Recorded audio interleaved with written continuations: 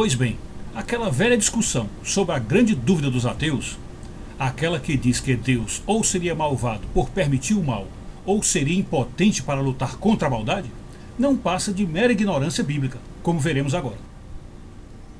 A questão é que nenhuma das duas coisas ocorre, mas você precisa entender bem o dom do livre-arbítrio do homem, que é tão completo quanto o de Deus, e por isso diviniza o homem em sua condição e o torna capaz de alterar a natureza, hoje com a tecnologia, mas na época de Adão com o poder de Deus. Mas vamos conversar a respeito. Ouçamos o que diz a palavra de Deus. Todo aquele, pois, que ouve estas minhas palavras e as pratica, será comparado ao homem prudente, que edificou a sua casa sobre a rocha. E caiu a chuva, transbordaram os rios, sopraram os ventos e deram com ímpeto contra aquela casa, que não caiu, porque fora edificada sobre a rocha.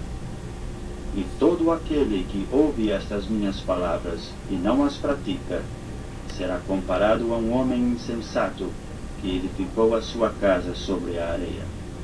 E caiu a chuva, transbordaram os rios, sopraram os ventos, e deram com ímpeto contra aquela casa, e ela desabou, sendo grande a sua ruína.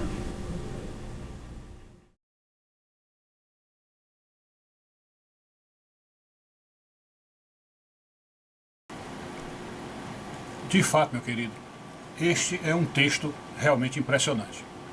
E é exclusivo da boca do próprio Jesus. Isso aí é palavra segura vinda do próprio Deus.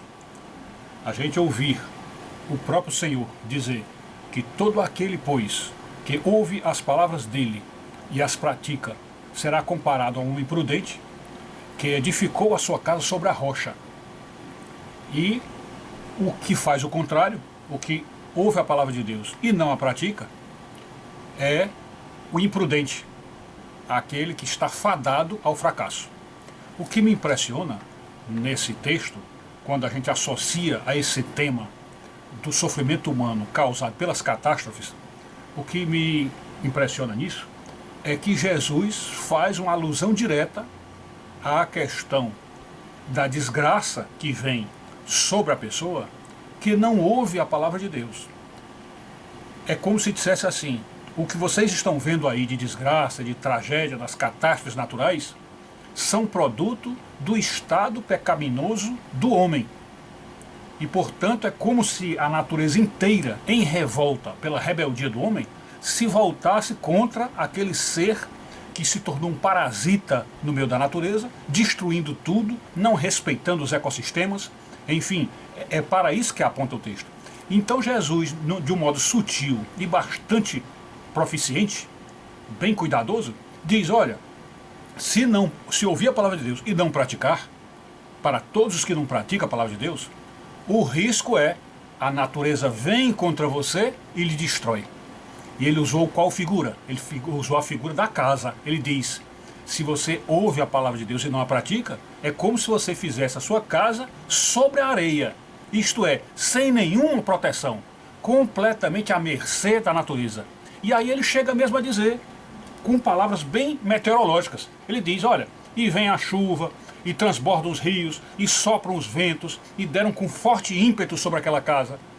Então, quer dizer, ele está falando de quê? Está falando de sinais meteorológicos, de eventos meteorológicos que se voltam contra o homem que não pratica a palavra de Deus.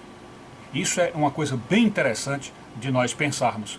Já para aqueles que praticam a palavra de Deus, ouvem a palavra de Deus, é importante salientar a importância do verbo ouvir.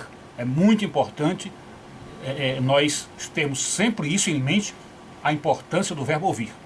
Então, para os que ouvem a palavra de Deus e a praticam, aí ele diz exatamente o contrário. Olha, aí poderá vir a chuva, os rios transbordarem, os ventos soprarem tempestuosamente, e mesmo assim a casa não cairá. Isto é, como se a natureza respeitasse o homem que põe em prática a palavra de Deus.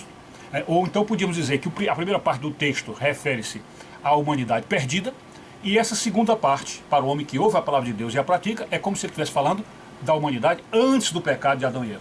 É aquela humanidade plena, com pleno controle da natureza, onde os ventos, as tempestades, nada disso o destrói, pois ele tem controle mental suficiente para acalmar a tempestade, como Jesus acalmou quando veio aqui entre nós. Agora, o que também impressiona, ou que mais nos toca nesse ponto, é que nós sabemos pela Escritura Sagrada que o próprio Jesus se coloca como rocha.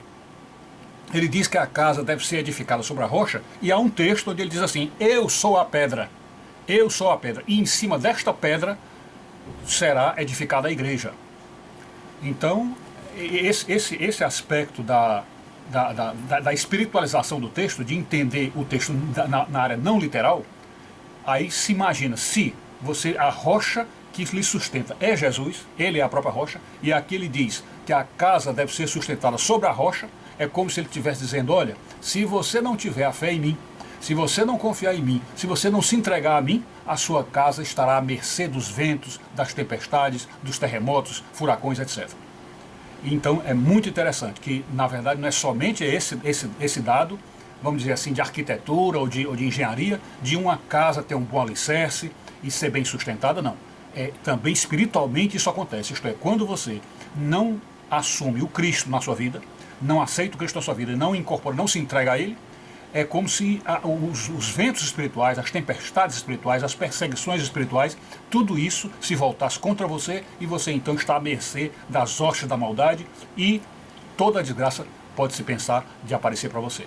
É isso, essa é a lição que a gente tira desse maravilhoso texto do Sermão da Montanha.